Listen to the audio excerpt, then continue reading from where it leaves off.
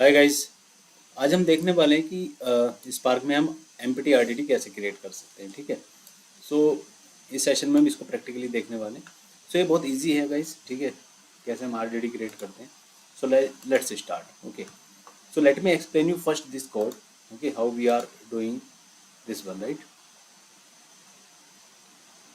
So let's move, let me select the cursor. Okay, so guys, सबसे पहले हमें import पाई spark करना है। ठीक है। सो इसके लिए हमें क्या करना पड़ेगा, सबसे पहले एक स्पार्क सेशन क्रिएट करना है। ठीक है। सो स्पार्क सेशन हम कहाँ से इंपोर्ट करेंगे, from PySpark dot SQL. ठीक है, यहाँ से हम इंपोर्ट करें स्पार्क सेशन। नाउ अब हम इसके अंदर क्या करेंगे, एक स्पार्क ऑब्जेक्ट बनाएंगे, उसके अंदर हम अपना स्पार्क सेशन को कॉन्फ़िगर करेंगे। ठीक है, how we can configure, like spark session dot builder. ठीक है, देन ऐप नेम, आप कोई भी ऐप नेम दे सकते हैं।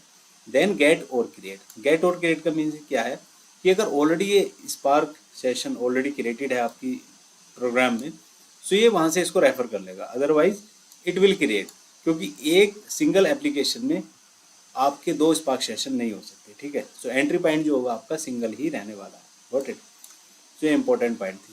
So let's move further. Now अब हमारा स्पार्क सेशन क्रिएट हो गया है। ठीक है। Now we can create the RDD. कैसे करना है, Spark dot Spark context dot empty RDD. So Spark context के अंदर एक एम्प्टी आरडीडी करके हमारे पास एक फंक्शन है, जिसकी हेल्प से हम एक एम्प्टी आरडीडी क्रिएट कर सकते हैं, right. And we can see this one, empty dot RDD, will see this one, है ना। Now let's move further. Let me delete this comment first. Now अब एक बात हो रहा है कि हम इसको पैरेलाइज के थ्रू भी हम इसको बना सकते हैं। तो यहाँ पे पैरेलाइज का मीनिंग क्या है, ये बहुत समझना जरूरी है ना। एक तो हमारे पास वे हो गया, ये फर्स्ट वे हो गया हमारे पास ये वाला, एंड सेकंड वे है हमारे पास ये। ठीक है, पैरेलाइज के थ्रू इसमें क्या करते हैं, स्पार्क डॉट स्पार्क कंटेक्स्ट, मतलब ये सिंटेक्स आपका सेम रहने वाला है यहाँ तक। देन डॉट पैरेलाइज, पैरेलाइज के अंदर आपके पास जो भी data you can pass it, और अदरवाइज आप क्या कर सकते हो, आप यहाँ पे एम्प्टी लिस्ट पास कर सकते हो। ठीक है। सो जब आप एम्प्टी लिस्ट पास करोगे तो ये एक एम्प्टी आपकी आरडीडी बन जाएगी। So but the question is that कि दोनों में डिफरेंस क्या है, राइट। कि दोनों में डिफरेंस क्या है यहाँ पे, पैरेलाइज और स्पार्क कंटेक्स्ट के थ्रू, एम्प्टी आरडीडी के थ्रू अगर हम जाते हैं और पैरेलाइज के, तो पैरेलाइज जो हम यूज़ कर रहे हैं वो क्या कर रहा है कि इस एम्प्टी आरडीडी के केस में जो हमारा डेटा है ना, जो हमारी आरडीडी क्रिएट हो रही है वो ड्राइवर पे हो रही है, वो डेटा सिर्फ ड्राइवर के पास है।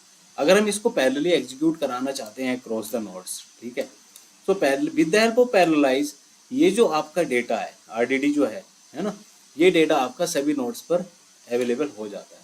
So it will execute on all the nodes in parallelly. ठीक है, इन डिस्ट्रीब्यूटेड मैनर एंड पैरेलाइज। तो इसलिए हम पैरेलाइज का यहाँ पे यूज करते हैं। Got it. Then we can see the RDD dot collect, मतलब दोनों को हम प्रिंट करा के अभी देखते हैं। ठीक है। सो let me delete these comments. अभी हम क्या करेंगे, सबसे पहले दोनों को हम प्रिंट कराते हैं कि दोनों आरडीडी बनी है क्या, है ना। एक हम प्रिंट करेंगे किसको, आरडीडी 2 को। नाउ प्रिंट करो क्या, दोनों का हम डेटा प्रिंट करा के देखेंगे। ठीक है। फर्स्ट हमारे पास कौन सी थी, एम्प्टी आरडीडी। सो एम्प्टी आरडीडी डॉट कलेक्ट। ठीक है, एक हम ये यहाँ पे ये एक्शन ले रहे हैं कलेक्ट का,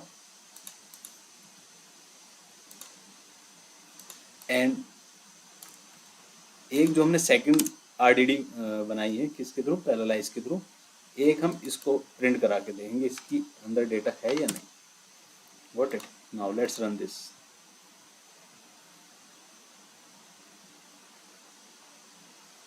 ये अभी एग्जिस्टिंग मैंने रन किया था, ये वो वाला डेटा दिखा रहा है, अभी का डेटा ये आ गया मेरे पास। ठीक है। सो देखो, प्रिंट एम्प्टी आरडीडी, ठीक है, empty RDD printed here, right, ये ऑब्जेक्ट इसने बना दिया इसका। एंड सेकंड केस में प्रिंट करो आरडीडी डी2। सो पैरेलाइज यहाँ पे दिखा रहा है, पैरेलाइज कलेक्शन आरडीडी, ठीक है, 1। सो इट मीन्स क्या है कि हमारी जो सेकंड आरडीडी बनी है वो पैरेलाइज केस में बनी है, और फर्स्ट वाली क्या बनी है, नेटिव मेथड एक्सेसर ठीक है, ये बनी हमारी नेटिव में। And we are collecting both RDD data. So यहाँ पे हम क्या देख रहे हैं कि दोनों का जो डेटा है वो क्या एम्प्टी शो कर रहा है। ओके गाइस, आई होप आपको ये क्लियर हो गया होगा कि हम एम्प्टी RDD कैसे क्रिएट करते हैं और उसको हम डिस्ट्रीब्यूटेड मैनर में कैसे क्रिएट कर सकते हैं और सिंपली हम कैसे क्रिएट कर सकते हैं। ठीक है,